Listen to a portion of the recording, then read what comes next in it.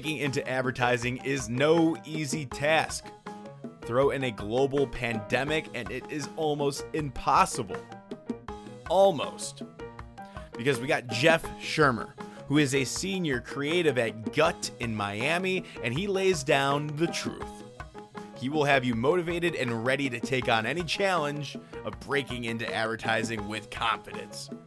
And it's honestly really refreshing to hear from someone so genuine and who cares about aspiring talent. He wants to help, and I know he has a lot more advice to give than mentioned in this brief episode. To hear more about Jeff as a creative and the Miami agency Gut, and to hear his advice, keep on listening.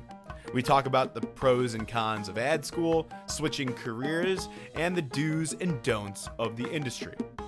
He wants to help you, so head to our Instagram at enteringad to find out how to connect with him and see his must-follow recommended resources. So if you want to be a great creative, go and check it out. And now on with the show.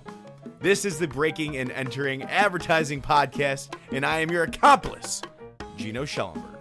Kick it, Mikey.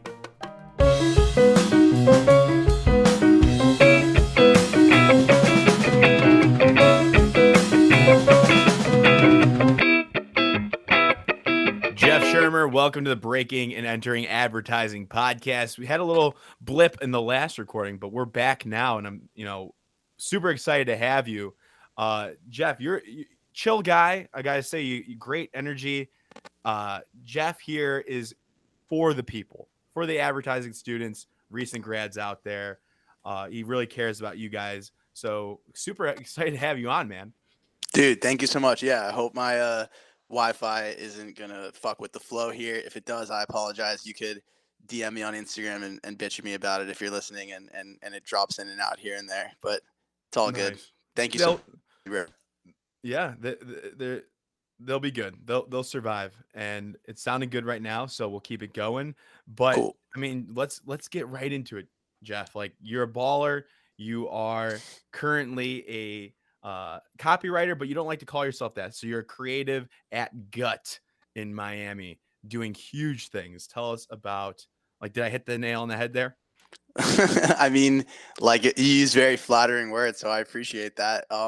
Yeah, I mean, I would say that I would replace balling for having fun. I think this industry is about who's fun. And I think when a bunch of people are at an agency having a shitload of fun, it shows in the work. So that's just what I'm doing. That's what me and my partner, Jose, are doing. I think when I say it's always me and Jose, my partner, because we really are a team, and we've been for the last almost 4.5 years doing everything together. But yeah, dude, we're just having a lot of fun. Pretty much just like I said before, trying to take a brand that is on the roster at Gut, that everyone at Gut is doing, trying to take every brand and give it the same amount of love and have the same amount of fun with it, because they're all such great clients and they're with us because they want awesome work. So that's what we're here to do. And I think the creative side of things, and how many years are you right now in the industry? I started in 2015, and now, so I'm going on my 6th year. And I think I don't know if that's later in your career, but it sounds like when you're a good creative, like a copywriter, and you kind of you pair up with, you get a partner, like you said. What was his name? Shout out to him. Jose Ramirez. Yeah, shout out. He's my boy. Yeah, you get basically, dude, a lot of the times in most shops have copywriters and art directors that are teams, and it's a lot easier when it's a team that you're comfortable with, someone you're actually friends with, So Jose and I have been working together exclusively. I don't work with any other art director. He doesn't work with any other copywriter. We've gone to 3 different agencies together. He's actually a big part of my story, But yeah. So it's a lot easier because everything you do, you're doing it with someone else. Everything you go through, you're going with it with another person. So you're never really alone, and I think that helps a lot. Yeah, it's more, you're comfortable if you vibe well with them, I'm sure. Do you guys do interviews together? Kind of I always envision the stepbrothers when they're dressed up in the tuxes and yeah, it's so funny. It's so funny you say that, dude, because that's the exact vibe. Yeah, ever since I think Disney was the first time that we interviewed together, when we interviewed there, and that's exactly what it was. We made that same joke. It was popped out. It's actually, we're gonna interview you, But yeah, it's funny because I think every team has their own dynamic where one person presents more, one person does one thing more, one person does the other thing more, and when you're in an interview dynamic, you need to give each other like equal footing, because like Yeah. that's the only experience you have with each other. So it's definitely something that, like, if you're not like me and like super tight with your partner, it's going to be tough because you're going to step on each other a lot. But when you have good chemistry, like you could just, and when you're sitting next to each other, which is a huge benefit that right now is something that we're not doing. Hmm. But you can like tap each other and be like, yo, you take this one, yo, you take that one. But yeah, Yeah, it's definitely an interesting experience interviewing as a team, and it's very Step Brothers. Hell yeah. I like that. And does it? I mean, does that speak volumes to like how gut works? Like that they trust you two together. You guys have this history together. You make good work together. So like, what's it like working at Gut specifically? Do you see that a lot in that atmosphere in the agency? For sure. I think what's amazing about Gut is that, you know, we're a creative driven agency, and we like to hire and work with people that that have, I wouldn't say exclusively that have pre-existing relationships, but pretty much everyone at Gut knows each other in some way from like a past life, and has like Yeah. connections, and it's that familial atmosphere that like makes everyone like so close. So I think what Jose and I have, I definitely see like, I think every team has that with their partner, in that we have that bond, they have that closeness, they have fun together, and it helps to do like really good work. And I think it goes down to like the DNA of Gut, which is like, creative first. And when you're a creative agency first, you tend to look for pairs that are more congealed, because, Yeah. and then every now and then you'll, like, for example, there's a team at the agency that was paired up, there's multiple that were paired up at the agency, but Yeah. sometimes when a team comes in beforehand, like you mentioned, Alex, Hmm. him and Andy, his partner, have been at multiple shops together, Yep. and I'm sure they interview together the same way me and Jose do. Like, we have a very, not we don't have the same career path, but like we have a very Hmm. it's similar in that, we're two guys who have just like kind of bounced around Miami, gone done some cool things, and now here we are at Gut having fun together. That's so cool. It makes me kind of jealous, that camaraderie I mentioned in Alex's interview. It pisses me off. Like as an accounts, like I don't think accounts. I haven't heard of this relationship in account management. Like it should be. Don't you think like accounts and strategists should be like boys and like kind of travel around together and have that combo? Yeah, I do. I think that would make it definitely more.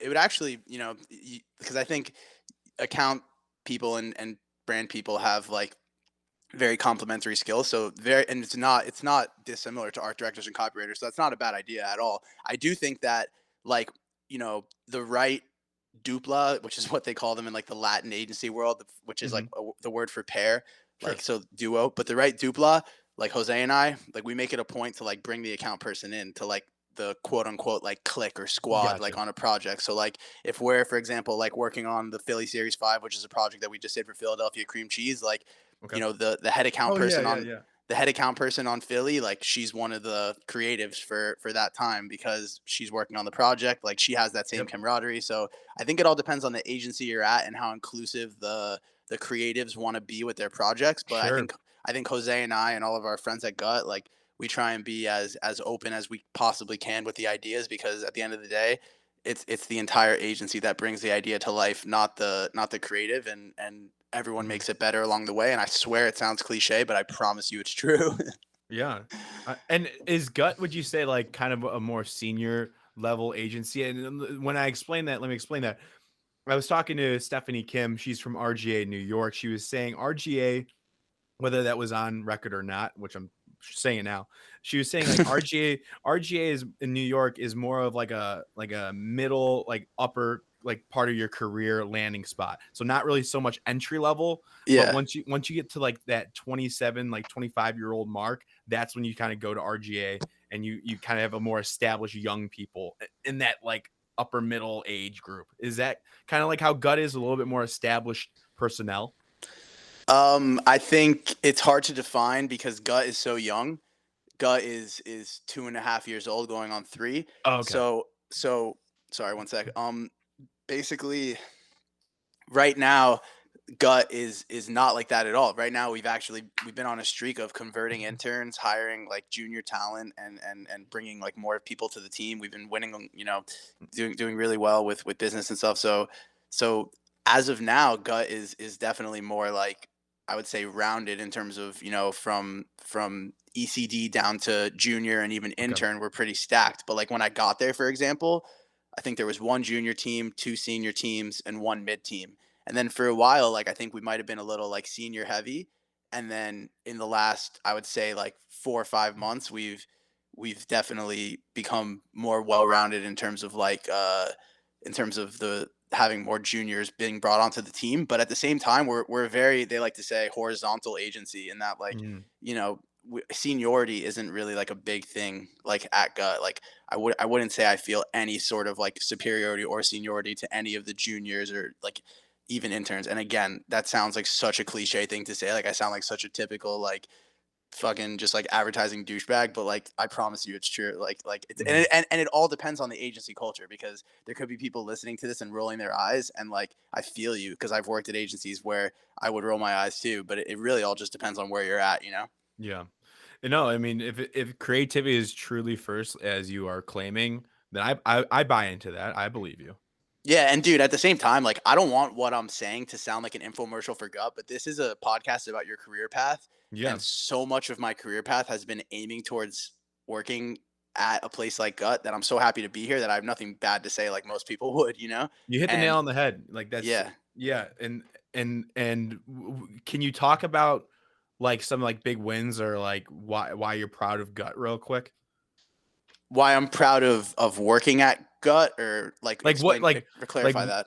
why is Gut such a great place to work at? Like what like do they have great clients besides like An- Anzel, how do you say his name? Anselmo. Anselmo? I think it comes down to the idea that it's built on, and it's built on the idea that great work is all that matters. And like at the end of the day, sure, like there's a ton of like values and everything, but that's what it comes down to, which is just like everyone who's there is there because we want to do the best work of our entire lives. Like we want to be on stage at Cannes, like lifting a Grand Prix, you know? And Yeah. like that's not to say we're motivated by awards, but when you get a Grand Prix, it means you did the most influential and impactful campaign of the year. And who doesn't want to do that, you know? And Yeah. I've never worked somewhere where every single person has that same ambition, you know, because a lot of people, this is a job. And I swear, dude, I look at this industry like a sport. And when you look at it like a sport, it's like, okay, I just want to be on the dopest team. And I feel like for my skill set and for my ambitions, I'm on a really sick team, and we're gonna get some championships. And that's kind of the way I think about it, you know? Yeah, yeah, and uh Anzello is like Bill Belichick. Yeah, I kind of like the running joke of mispronouncing Anselmo's name I differently every can't time. pronounce it. I can't pronounce it. How do you say it? Anselmo. Anselmo. Anselmo, yeah. Got it. No disrespect if he's No, listening. it's I would cool. love to work for you. I'm sorry. He's a self-deprecating guy. I think he would laugh. Yeah, he's a beast. If everybody should know who he is actually. So, rock and roll. But you bring up a great point, like that's what this is like, you want to be in the best team. I love the sports reference. We don't get that a lot with our advertising guests. So I appreciate that just from me to you. Yeah. But so you aim pretty high. Like this might be your major leagues right now. Like this might be the pros. This might be your dream team. Um, but not everybody. You don't start in the pros. You got to work hard. Maybe in college.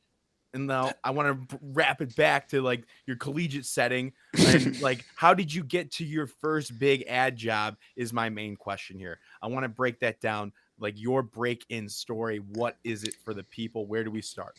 Yeah, so I have a very like interesting story in that my mom actually worked in advertising like as I was growing up. She was a creative director actually. She did freelance at Zimmerman, which was my Hmm. first big agency for like, she's been doing it for the past like 25 almost 30 years. So like any good story, I'm gonna like give you a spoiler and say like there's a little bit of nepotism, Okay. but we'll get there. So basically, I knew I wanted to do advertising since I was young, just because of my mom. Like I just knew it was something that I wanted to do. And then I went What to was FS. what Go area was ahead. she in? She was in creative. She Okay. was in creative, yeah. So like Okay. she would like write and like direct commercials. Like she had her own like small shop where she was doing like local ads for like local Yeah. car ads and stuff. But she was making them fun and like she would like cast us in them. So it was like cool seeing like Nice. that side of the industry, right? From like being a kid. And then, anyways, I went to college and I didn't really know what I wanted to do. I knew I wanted to do advertising, but I didn't really know what aspect of it. I knew I wanted to be creative, but I didn't really like wasn't committed to it at the time, and I didn't really know what it was fully, like what the creative industry was beyond what I saw my mom doing as like a child, if that makes sense.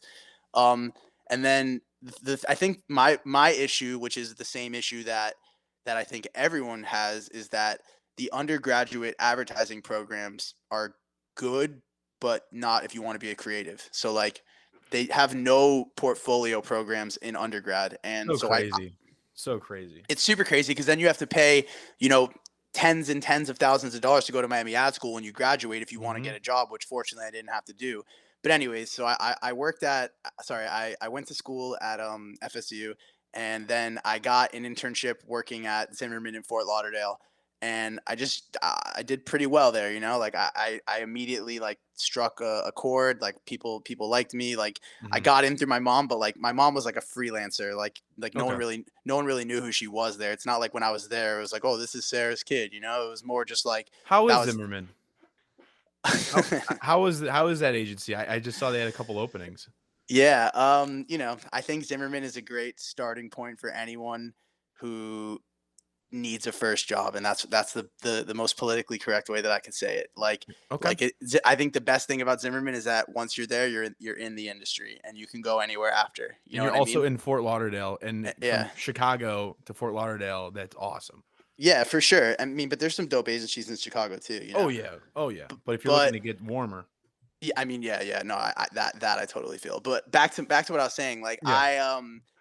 and the reason I say that is because I would so easily lose my train of thought. Yeah, no, um, you were doing well at Zimmerman. yeah. So I ended up doing well at Zimmerman, and then when I went back to school my senior year, after my internship, my junior year, the Zimmerman people were like, "Yo, we want to give you a job," and like me Nice. being like the cocky like young kid that I was like, "Fuck that! I want to work at Droga. Like, Oh, I want to work at Wyden." And like my book was like a undergrad student book, which is like the worst kind of book in the yeah. world. So like literally no agency would even look at me. Like I remember I even emailed like Mullen Lowe. It wasn't even called Mhm. Mullen Lowe at the time. It was just Mullen, and they emailed me back like, "Sorry, no." Like I literally couldn't get in anywhere. And then it was like, okay, do I pay $30,000 and go to Miami Ad School to open up this opportunity for myself, or do I just bite the bullet, go to Zimmerman? And my goal was like use Zimmerman, and it's not bite the bullet. It's just like, again, I wanted to work at a Right. name, a Droga, or whatever. And Sure. then I saw Zimmerman as my way to just like I said earlier, get First into step. the industry. Like first job, I Mhm. was like, okay, if you go to Zimmerman, you'll be a junior copywriter and you'll never not be a copywriter again. Like from that moment on, you're a fucking copywriter. And that's That's all I ever huge. wanted to be.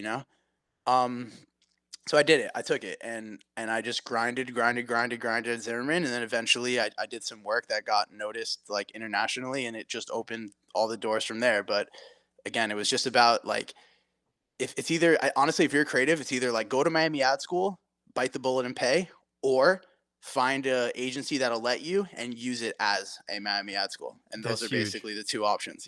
That's actually huge because right now a lot of people are struggling finding jobs, and Yeah. like a lot of my friends like that graduated had this huge decision to make between ad school and like taking that first job, and it's 30 grand versus getting paid a little bit and might not be what you want exactly, but once like you said, once you're a copywriter you can't look back.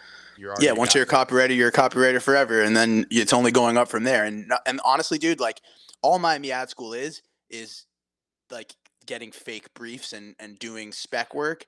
And 90% of those briefs come from like the one show, like they put them out every year. Yep, yep. Those are free. Anyone can look those briefs up. So if you get a job at fucking like Wall and Partners, and I say Wall because I literally looked at my wall, a random agency called Sure. Wall and Partners, fucking take it, because you can just sit there at night and just do one show briefs literally every single night and just constantly come up with ideas. And that's the same thing Miami Ad School kids are doing, but you're getting paid. And no Yeah. disrespect to Miami Ad School, because they need to sell tuition too. So like whatever, that is what it But is. to But benefit, some of their benefits are the network that they have. You're buying into a great network. You do come out with a baller book. Um, it's just money. If you have the money and you got the time and you really and you want to do it, go ahead and do it because it probably does make you a great creative. Let's it not. does, but I will say it's what you make of it. I have a brother who went to Miami Ad School. My cousin is in Miami Ad School right now, and I'll tell you from what I've seen through them, like just going there isn't a sure thing. Just it's not like you pay the Uh, money and magically you have a dope book and you have a sick job. A lot of people go there and they graduate with an okay book and 30,000 in debt and no job, and that sucks. That's wow, the that's the literally worst worst case case scenario. scenario. Yep. Yeah. If you're gonna do it, you gotta go all in, man. If you're gonna do it, you need to go in there and say, I'm going to be the dopest person at this entire school. And literally, that delusion is going to make you Mhm. be it. You know what I'm saying? Like if you go Yep. there with that mentality and you're just like, I'm going to grind my face off. I'm gonna crack one show briefs every single night, just like pounding Red Bulls on my desk. Like that's what you do. That's the way to crush it at Miami Ad School. And unfortunately, some kids just think if I go there and do the curriculum, I'm gonna win, and that's not the case. Honestly, Right. dude, if it wasn't for the, like you said, they have the connections. If it wasn't for that pool, like the good thing about Miami Ad School is that every single person who goes there gets placed with an internship, I think at least twice. If it Yeah. wasn't for that, I wouldn't say it was worth it. I would say just crack one show briefs all night. But Yeah. but because of that, like you can't you theoretically can't buy that network, except you can by paying the tuition from Miami Ad Mhm. School. You know. Gotcha. Yeah. Yeah. So then you did the Zimmerman and that was like your stepping stone. That was your first break in. Like, is that your big break in? What are you most proud of in your career story? Like that you want to talk about like after Zimmerman? What was like that story, that interview that you had that really put you like on the map, would you say? You said you were recognized internationally. What happened there? Yeah, I mean, dude, it's very tough to I think for a lot of people in my position, it's tough to call on one moment because at least Hmm. for my story, it was like one thing that led to the next, that led to the Sure. next, that led to the next. So like I think instead of just going like super deep on like the one story, I'll just like Go ahead. super high level like take you up the ladder. You know what I'm Yeah, saying? please do. So when I was at Zimmerman, my very first boss there, and like, yo, feel free to cut me off, ask questions, tell me to shut Yeah. up, tell me to No. speed up, whatever. It's like fair game. We'll do. So when I was at Zimmerman, my first boss there was a guy, Andre Felix. Shout out Andre Felix, he's the man. Um, and he was this Brazilian guy, literally fresh out of Brazil. And dude, like in Brazil, like they're wild for ideas. Like they go insane for advertising. Like the advertising people in Brazil, like are legit celebrities. Like, and I'm not even exaggerating. Hmm. Like they're like in some instances, advertising creative directors have become household names in Brazil. So this Really? guy shows up to Zimmerman, tries to like change the whole agency. Not many people buy in except for me because I'm young and I don't know anything. And then I start working with him, and then we ended up getting super lucky where we had the Jamba Juice account, and one day Ellen DeGeneres did a thing for her show where she sent Adele into a Jamba Juice to prank an employee, and we Okay. found out that that was going to be airing, so we did like a prank back, and we posted like a website like based on something that Ellen and Adele said in the show, and it ended up going viral, and like Ellen ended up picking it up and putting it on her show, and so Oh, that was nice. yeah, so that was like the first time that we ever did something that like popped, that got like Mm, earned media, like, yeah, and then that one at the one show, it won a ton of awards. So that was our first kind of like my first kind of like high. that's smart. Yeah. Yeah, and then from there we went to Republica and we did a campaign called Broken Crayons, which was an anti-child abuse campaign. It was really really powerful, really impactful, and that got a lot of recognition as well. It got a short list at Cannes, which was amazing.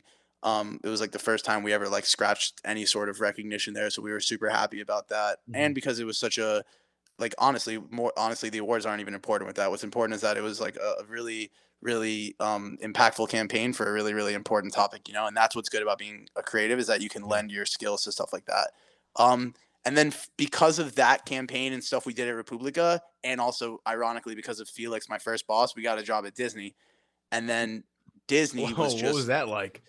insane, dude. It was so much fun. Like, granted, Disney is a very complicated company to work at Yes, I'm as a sure. as a creative in advertising because if you think about it, bro, like advertising is not what Disney does. Like advertising is what Gut does. Advertising is what Droga Mhm. does. Advertising is what What Wyden what does does. Disney do then?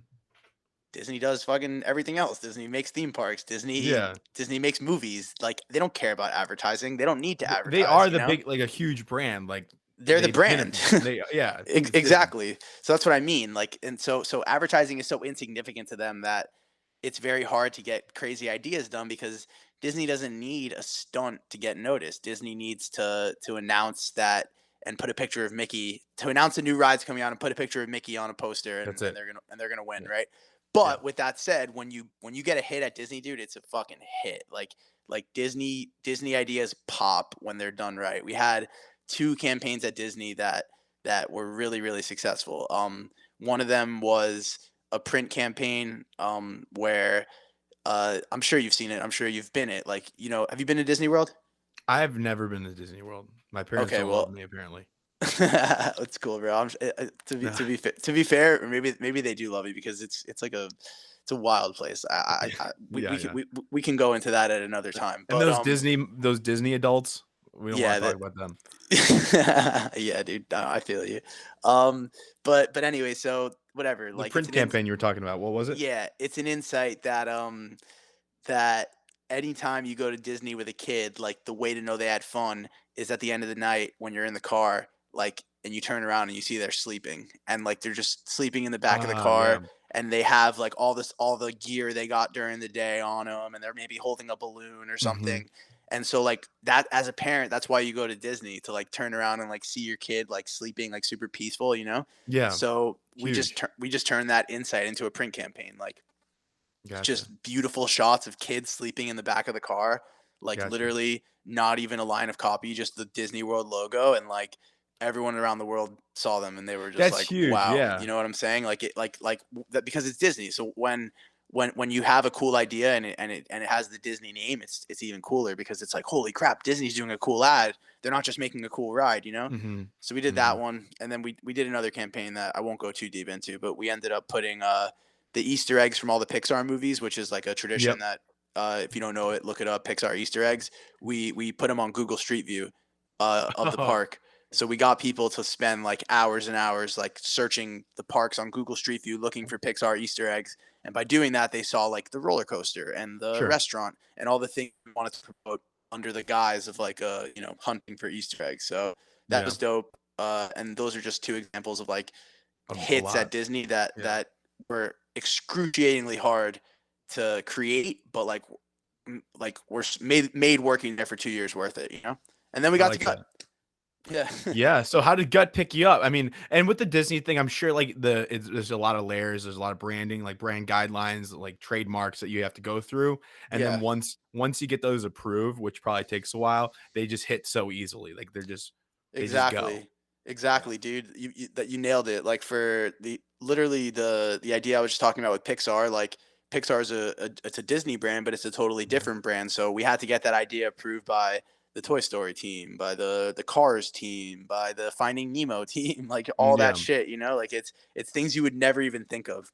Yeah. Um, but yeah, so how did Gut find us? It's funny, like, everything goes back to Zimmerman in a way. Like, it's a couple things. When we were at Zimmerman, there was a girl who was an intern after me and my partner were already working there, and it's this girl, Sophie Rosell, or Rosel, I think is how you should Mhm. pronounce her last name. Sorry, Sophie, no disrespect. She's amazing. You should talk to her at some point. Okay. But Sophie was an intern at Zimmerman, and she was a star. And then she ended up working at David and crushing it. And like, we were just kept in touch. And then she went to Gut, and she was just like, "You guys have to work here." She recommended us to Ricky and Juan, who were the ECDs.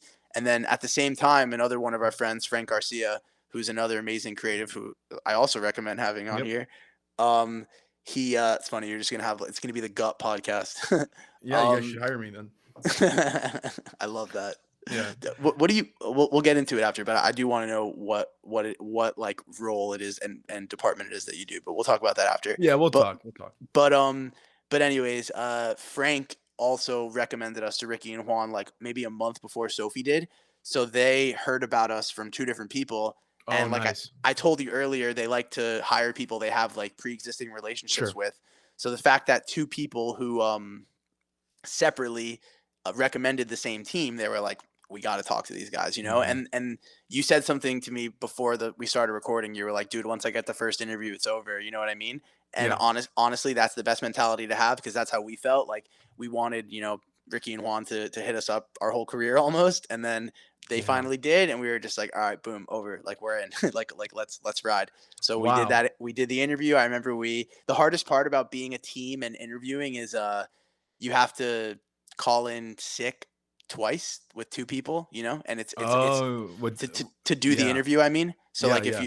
if you're working at Disney and you need to interview at Gut, it's easy to just slip away if you're one person, but when you're two, it's a lot more noticeable. Like, where are these guys going? Yeah, What it's are they like, up to? well, so I remember we went to Jose's apartment, and we did the whole. It was actually a Google Hangout interview, and I remember, like, before it, like, because Ricky and Juan are huge ad nerds, and like they love like talking about being huge ad nerds, and Mm-hmm. we were like, dude, these guys are gonna ask us what our favorite ads are for sure, and then we were like, oh, we should like think of your favorite ad, and then be like, no, that's too cliche. That's what everyone would say is their favorite ad. Like, we were trying to find like the deep cuts of like ad nerdiness. Oh yeah. Um, You're doing your research. yeah, just trying to be prepared. But yeah, dude, that was pretty much it. And then we just, like I said, we just rocked the interview, and we got a few more interviews from there. And honestly, like, the interview process for me is always, I hate it because I hate waiting. And so Oh, when it's the worst. it's the fucking worst. Luckily, Gut moved fast. Good.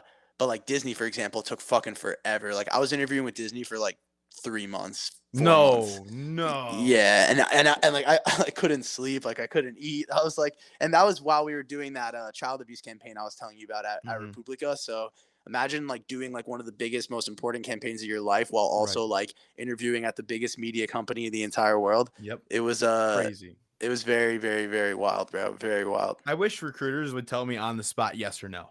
Like, you won't hurt my feelings. Like, if you say Yeah. no, go ahead. Like, The let me problem know. is recruiters don't really, they don't really have the final say, like they put you in front of whoever it is Mhm. that does have the say, but like, Right. a recruiter at the end of the day is kind of just like they're the messenger that that the agency will hire, or contract to bring talent that they can review. But like, that's why when everyone talks about recruiters ghosting them, it's like, you know, I, I, I've never really worked with a recruiter like that, but I feel like if I was a recruiter, I would probably ghost too, just because I'd be like, oh fuck, like I don't know what to say. Like, I would just Yeah. be like I don't really know, man. Like, but my fingers are crossed for you. Yeah. Yeah. Well, then so let's break down the main pieces of advice from this conversation. What I thought was the Zimmerman job, your first one, that stepping stone job that you were kind of reluctant to take, ended up being one of those main connector points to Gut, along with obviously your experience, but it kind of went full circle there in this narrative. And it's kind of important probably to not burn any bridges, tell people F off or anything like that. Right. 1,000%. I think definitely don't burn any bridges ever. Like, dude, this whole industry is connection based. Like, I think when I was in school, the last day of class, the teacher put up a slide, and it was like 63% of jobs in advertising are via referral or some shit like that. And I Wow. believe it. It's true, man. But I think the biggest takeaway is just that from that point of it is just like that first agency is like, I love how you said it came full circle, because I never really thought of it that way, but it's always going to end up coming full circle. So make sure while you're there, you do everything you can to make it like as positive as you can, because that's the beginning of your journey. Like, Hmm. there will be moments when you're miserable. Trust me, there's nothing worse than being someone who wants to do world-class work at an agency that's Hmm. not in that mindset. But if you try your best to make it a positive experience, people are going to love you. And then when they pop up later on in your career, it's just going to make it even better. Love that. Love that. Amazing job. And can our audience reach out to you if they have any questions or they want to connect at all on LinkedIn? What do you prefer? Yeah, 100%. LinkedIn, you can hit me up on Instagram, whatever. Okay. All right, then we'll get that and go to everybody listening. Go to our Instagram at Entering Ad to learn more. Jeff, that is it. Thank you so much, my man. This was awesome.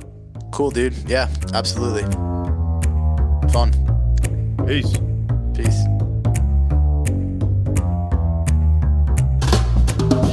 Thank you all for listening to this entire episode of the Breaking and Entering Advertising podcast. I hope you enjoyed this week's guest. Make sure you go and connect with them on LinkedIn. Tell them that Breaking and Entering sent you. Now, thank you to Mikey Malarkey, our audio technician, and Buchun Zhang, our creative director, as well as the student team from the Midnight Oil Agency at the University of Illinois. Can't do it without you all. Thank you very much. We will see you all next week with another amazing guest.